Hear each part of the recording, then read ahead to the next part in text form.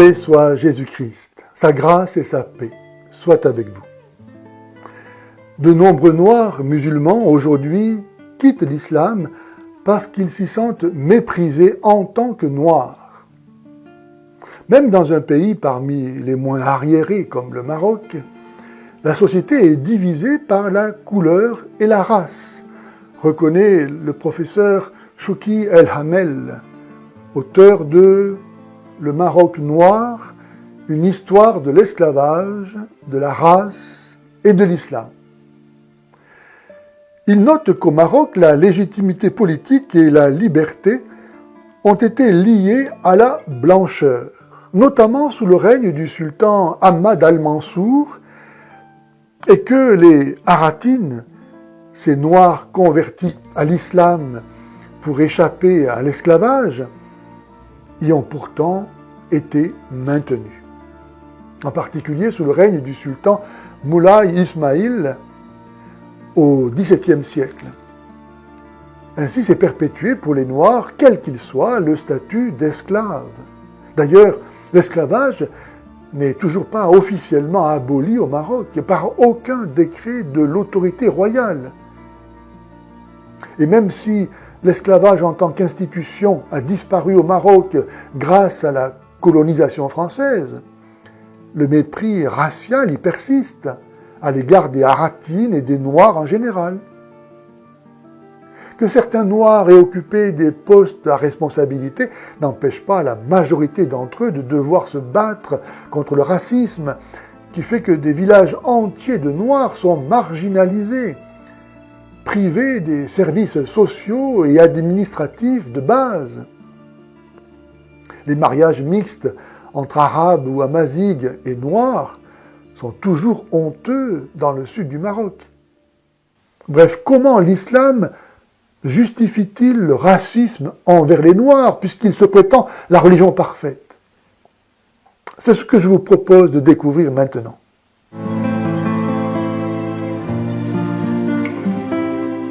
Dans cette vidéo, je n'entends pas traiter de façon exhaustive du thème de l'esclavage, dont Allah interdit d'ailleurs l'abolition, mais présenter la justification que donne l'islam de son racisme envers les Noirs. Justification dont a eu besoin l'Empire abbasside naissant pour motiver leur mise en esclavage. Cette justification a été forgée par le très vénéré érudit musulman Tabari au Xe siècle, qui, à la suite de Ibn Hisham, l'auteur de la première biographie de Mahomet 2 siècles après son existence supposée, raconte que Cham, l'un des 3 fils de Noé, ayant été maudit par son père, a été condamné à être non pas seulement l'esclave de ses frères, mais aussi à changer de couleur de peau, à devenir noir, lui et sa descendance. Et parce que l'islam veut ravir au christianisme sa légitimité divine, et pour cela prétend se référer à la même histoire que lui, à la même révélation consignée dans la Bible, il se sert de l'histoire de la malédiction de Cham qui est racontée dans la Bible au livre de la Genèse. Or, la vérité est que cette malédiction, que serait la couleur noire de la peau, n'est pas dans la Bible. Il suffit pour s'en convaincre de lire l'histoire de Cham dans le livre de la Genèse, chapitre 9. Ce qui montre, s'il en était encore besoin, le blasphème de la parole de Dieu au fondement de l'islam. Certes, Tabari s'est sans doute inspiré d'écrits rabbiniques qui font déjà de la couleur de la peau noire une des malédictions de Cham. Mais ces ouvrages ne liaient pas pour autant clairement couleur de peau noire et esclavage comme l'a fait Tabari. Et c'est comme cela que l'association noire et esclave n'a disparu d'aucun pays musulman. En France même. De négresse Espèce de sale noir, personne te touche, même avec un bâton. Wallah, même avec un doigt de pied, je te touche pas. Grosse chienne. Pendant 800 ans, vous a vendu comme du bétail. Bande de putes, de merde. Est-ce que vous l'entendez? Nous les Algériens, est-ce que vous l'entendez? Comme du bétail, comme du maïs, bande de bâtards. Il a traité d'esclaves. Il a fait saigner, voilà son sang qui est par terre là. L'imam Doudi, parmi d'autres, avant d'être expulsé vers l'Algérie en 2018, prêchait à la mosquée la parole d'Allah, à la mosquée de Marseille, à Souna, que les Noirs sont des chiens. En pays musulman, l'expression arabe « abd », qui veut dire « esclave », désigne toujours le noir. Et si le musulman se dit « esclave d'Allah », il considère le noir comme esclave de lui-même, musulman, esclave par nature, comme l'enseigne l'historien arabe Ibn Khaldoun, que je vous cite, « La plupart des nègres s'habituent facilement à la servitude. Cette disposition résulte d'une infériorité qui les rapproche des animaux. » Ah, bien sûr, les musulmans ne vont pas manquer ici d'évoquer l'histoire du premier muezzin, Bilal ben Rabah, qui était noir et qui aurait été affranchi par Mahomet.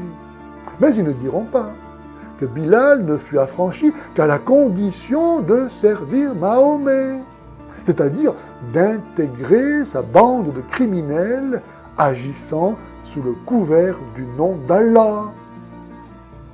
Mais est-ce vraiment une libération de cesser d'être esclave pour le devenir de Mahomet, qui était lui-même esclavagiste? Et sans doute le pire esclavagiste qui soit, puisqu'il a réussi à faire croire que lui être soumis à lui et à ses épigones, c'était l'être à Allah lui-même. Où l'on voit que dans le Coran, le pourfendeur de l'associationnisme, c'est-à-dire du christianisme, était lui-même associateur. Et pour cause, l'association est la loi de la vie. Mais surtout, Allah est raciste. Ben oui, comment mieux justifier le racisme? Ainsi, Allah dit, je cite, « Au jour de la résurrection, il y aura des visages blancs et des visages noirs. Allah dira à ces derniers, « Allez goûter le châtiment pour prix de votre incrédulité !» Tandis que ceux dont les visages seront blancs recevront la miséricorde d'Allah. » Comment être noir et musulman?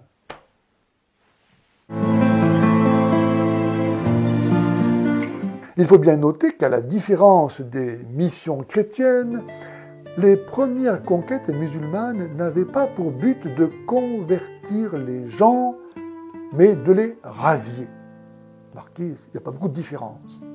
C'est pourquoi le Coran a une sourate nommée le butin. Le butin! Pour répondre à ses besoins de main-d'œuvre, Allah lançait le djihad. Et une fois les peuples soumis, il laissait en place les potentats locaux à la condition qu'ils lui livrent chaque année un lourd tribut d'esclaves.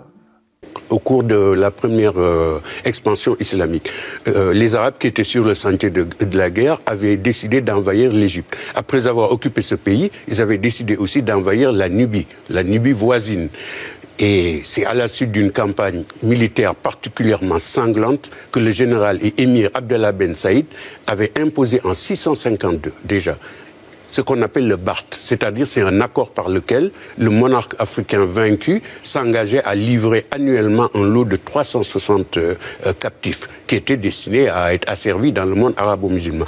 Mais ce qui est important, c'est que vous racontez que le commerce négrier et en même temps les expéditions guerrières conduites par les arabo-musulmans ont plus dévasté l'Afrique que les traites transatlantiques. Effectivement, la traite négrière arabo-musulmane a été beaucoup plus dévastatrice que la traite transatlantique. On parle de 17 millions. Rien que pour le Sahara, On évalue à 9 millions le nombre de captifs transportés dans des conditions absolument inhumaines, dont 2 millions ont péri ou sont restés en bordure du désert. Ça, à partir du 7e siècle. À partir du 7e siècle. Et vous dites que ça a duré 14 siècles. La castration était légèrement moins risquée pour les enfants. Mais d'une manière générale, cette opération emportait entre 70 et 80% des captifs. Véritable génocide. Lorsqu'à partir du 9e siècle, les conquêtes commencèrent à s'essouffler, ce trafic emporté par l'inhumanité du péché originel, de l'appât du gain, mais aussi sans doute du syndrome de Stockholm, a continué à fonctionner et à prospérer. Le voile, en fait, qui entoure cette triste page de notre histoire commune est due simplement à une sorte de solidarité religieuse. Vous avez entre 400 et 500 millions de musulmans en Afrique aujourd'hui. On a l'impression d'assister à une sorte de syndrome de Stockholm à l'africaine, où les intellectuels musulmans refusent d'ouvrir le débat. Les marchés aux esclaves d'Orient brassaient beaucoup d'argent. Et les sources musulmanes et chrétiennes insistent sur l'importance du rôle des Juifs dans ce commerce. Bien sûr, il n'y a pas que les Noirs à avoir été réduits en esclavage par les musulmans qui s'estiment d'une essence supérieure aux autres hommes. Les Européens l'ont eux aussi très tôt été, et ce, jusqu'à ce que, en 1830, les Français se décide enfin à coloniser l'Afrique du Nord. C'est-à-dire que la colonisation, elle a réarrêté l'esclavage. Elle a mis fin à l'esclavage, je veux dire, arabo-musulman. À partir de 1848, et en Tunisie aussi particulièrement, la France a mis fin à l'esclavage arabo-musulman. Il faut dénoncer la traite négrière arabo-musulmane qui a été beaucoup plus longue puisqu'elle a duré plus de 13 siècles sans interruption et a déporté beaucoup plus de monde. Mais cela, la loi Taubira de 2001 et la journée des mémoires de la traite négrière, de l'esclavage et de leur abolition, décidée en 2005 par Jacques Chirac, n'en parlent pas, ne reconnaissant pour crime contre l'humanité que la seule traite négrière occidentale. Les Blancs pour seuls coupables. Car, pour Christiane Taubira, ne pas évoquer la traite négrière arabo-musulmane permet, je cite, aux jeunes Arabes de ne pas porter sur leur dos tout le poids de l'héritage des méfaits des Arabes. Vous avez peut-être remarqué que non seulement ce propos amalgame arabes et musulmans et considère les jeunes musulmans incapables d'assumer leur histoire, incapables de se confronter à la vérité, mais témoigne encore du degré de soumission de nos institutions à l'islam, lequel s'est toujours imposé par la falsification de la vérité et la terreur. D'où est venue l'idée d'abolir l'esclavage dans le monde? De l'Occident. Pourquoi? Parce qu'il a été évangélisé. Et en effet, seul le Dieu unique fait homme peut rendre aux hommes leur dignité. Ce sont les prétendues Lumières, avec ces philosophes comme Voltaire, qui préférant retourner au paganisme de l'Antiquité, d'où le nom de Renaissance, ont ressuscité l'esclavage en Occident. Si la traite qu'ils ont organisée a commencé à la fin du XVe siècle au Portugal et a été officiellement abolie un siècle plus tard au Congrès de Vienne de 1815, la traite négrière musulmane a duré jusqu'à ce que, sous la pression occidentale, la vente publique d'esclaves soit interdite en Arabie Saoudite en 1962, à Oman en 1970, en Mauritanie en 1981. Mais que la vente publique soit interdite ne dit rien de leur vente privée. Vous avez aujourd'hui, dans les pays du Golfe, il y a un esclavage moderne qui touche les Sénégalais, qui touche les Indiens. Et les servantes africaines se voient confisquer leur passeport et subissent des traitements. Mais c'est une forme d'esclavage. Et l'actualité nous apprend qu'on organise en ce moment des marchés d'esclaves noirs en Libye.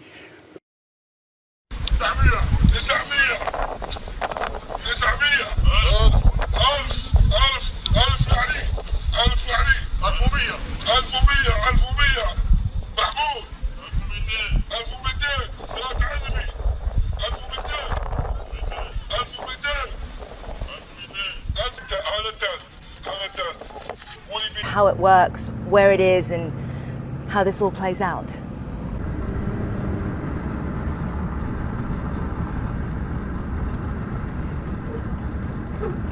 We've been waiting the last few hours just to receive word as to whether the auction.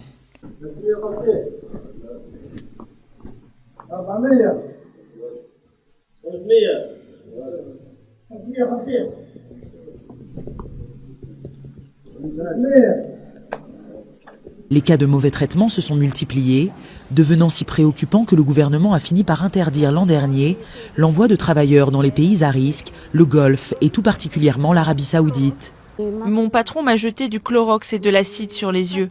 J'ai dit à ma patronne pendant 4 jours que je voulais aller à l'hôpital, mais elle n'a pas voulu et elle a dit qu'il fallait que je travaille, que je le veuille ou non. Il fallait que je travaille, malade ou pas.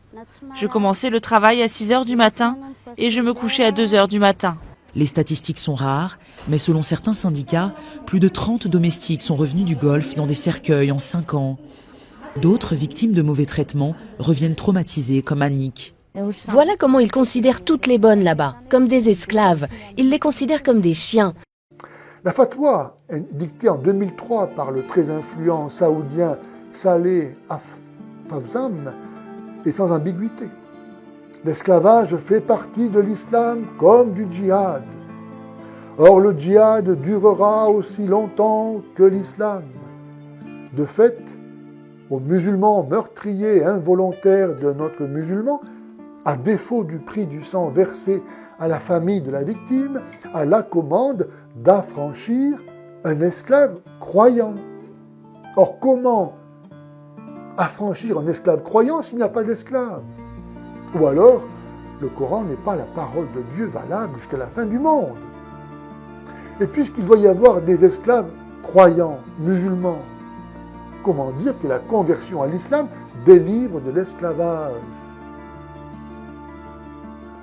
Le seul point commun que je trouve entre tous ces peuples négriers et la religion, voilà pourquoi j'emploie le vocable arabo-musulman.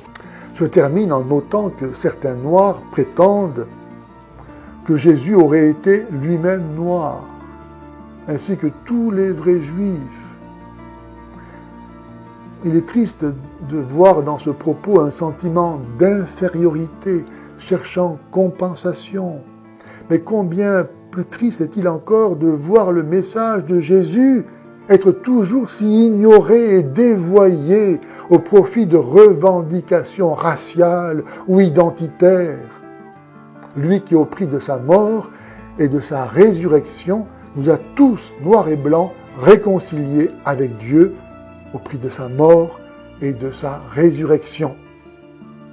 Si Dieu s'est fait notre frère, comment humilier un homme sans humilier Dieu? Si les gens savaient qu'ils vont en enfer, ils donneraient leur vie au Christ.